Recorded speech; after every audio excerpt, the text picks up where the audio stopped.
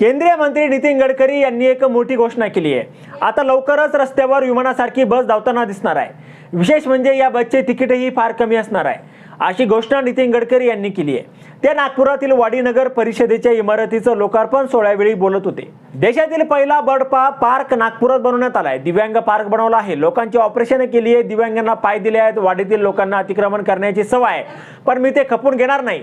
मी order दिले आहेत की जर अतिक्रमण झालं तर ते अतिक्रमण पाडून टाका। या भागात पिण्याच्या पाण्याची कमी आहे। मला 9 डिलीट पदव्या मिळाल्या आहेत, त्यातील 8 या कृषी क्षेत्रात आहे। त्यामुळे मी सांगतो, धावणाऱ्या पाण्याला चालायला लावा आणि चालणाऱ्या पाण्याला थांबायला लावा। या पद्धतीने तुम्ही पाणी बँक बनवा, तुमची समस्या दूर होईल, असं नितीन गडकरी म्हणाले।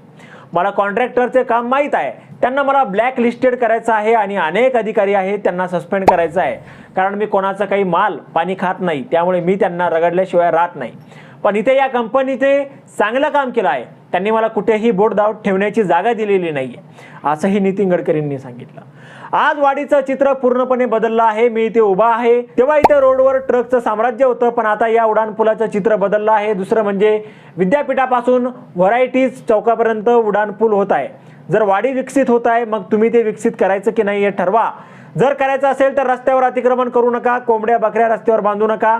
इथे एक ॲग्रो सेंटर बनवला जात आहे, त्या ठिकाणी वर्षभर कृषी संदर्भात संशोधन आणि कार्यक्रम होईल, असं नितीन गडकरी म्हणाले।